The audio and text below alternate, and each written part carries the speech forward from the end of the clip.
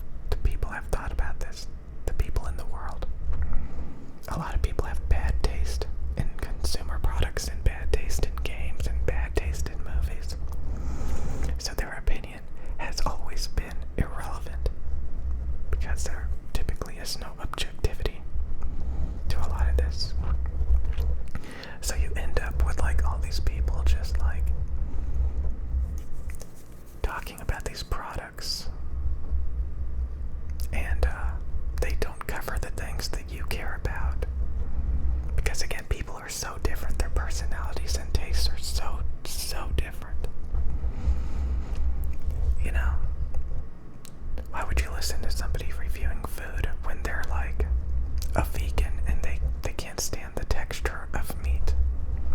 And like, you know, they have things like that. Like, okay, like, I mean, like, why would you, like, I mean, again, people have different tastes, people have different desires, people have different, they care about different things. So, I mean, just the mere fact of, like, reviewing products, like, it's just ridiculous. You basically, honestly, all you have to learn is a few basic concepts, and then you can come to your own conclusions about what you want. You kind of learn from it. Like, you buy a product, you think about what you don't like about it, and then you avoid buying another product that has those same qualities. And eventually you narrow in on what you like and what you want. So really the only thing that matters is like objective, like performance specifications. Some people don't even think about that stuff. They're too simple-minded. Way too simple-minded. They're pretty basic. You have to learn to like critically think and learn to like look at those variables. It's not that hard. You just have to point it out to people and say like, look at this, like, you know, test out these different variables and see which ones you like.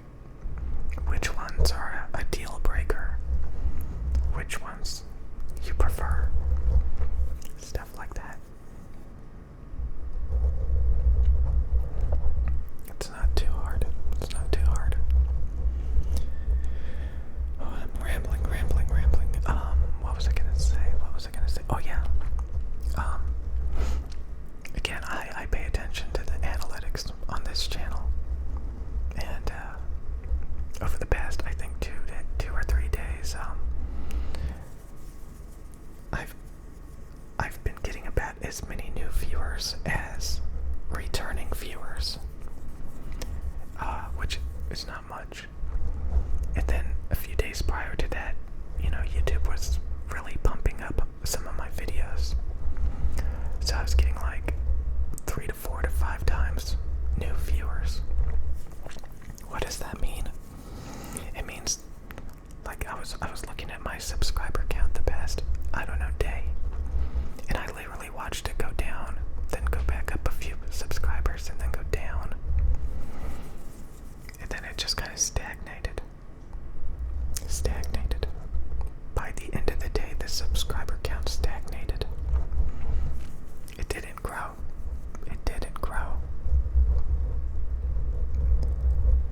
So yeah, I mean, like I said, there's YouTube channels. I've seen YouTube channels with 150,000 subscribers and their latest video has like 4,000 views. So subscriber count doesn't really matter at all.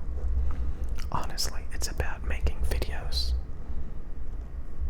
that the algorithm likes. So it's more about, like, again, you could start up a YouTube channel, make some clickbait videos, and, you know, you could have like a video with 1 million views, and you could only have like 10,000 subscribers.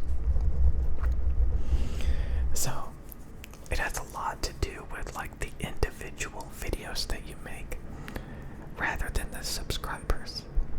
The subscribers are just like, you know, it's like, the only thing it really shows is like,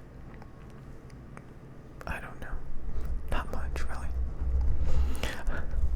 So yeah, the views are what really matters, not really getting a ton of subscribers. You get a lot of subscribers typically if you regularly make videos that get a fair amount of views. You know, your subscriber count's gonna go up and up and up. So really the subscriber count is basically just there, in my opinion, to kind of show if your channel is growing regularly or if it's stagnating.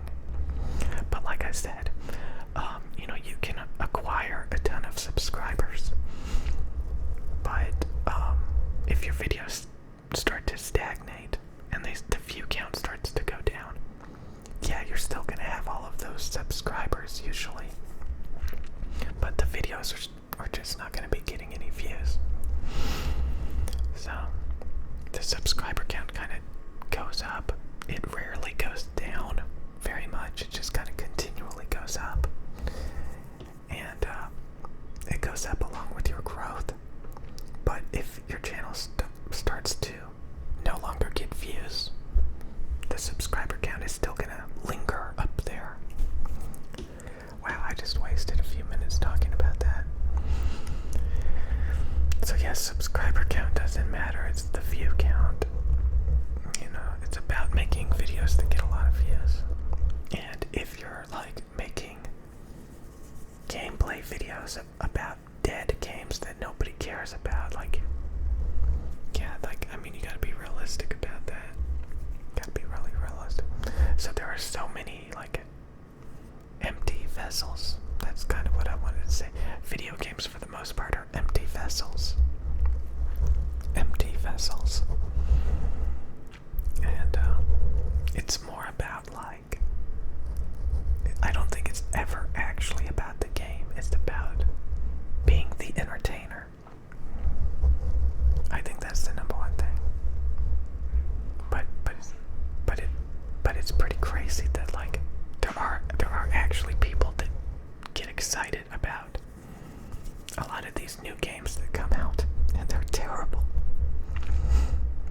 Like, they're terrible, in my opinion. You know. Anyways, I mean, a lot of those games, they're like games that you would, like, sit down on a video game console and just, like, explore and dig around. Like, it's not really, it's just like something like, if you're new to video games and you're growing up, and like, little gimmicks and novelties and stuff can be mesmerizing, but over time you start to realize it's just a program, it's just a level that you're just have this little character running around. Like, it's nothing special. But, like, when you're growing up, sometimes you think it's like a whole new world, which it obviously is not. It's an empty vessel. It's just a 3D plane with a little character moving around on it. That's all it is. But, you know, you can be mesmerized by it. And sometimes, like, you know, like even chess or checkers, it's a very basic game. So, you know,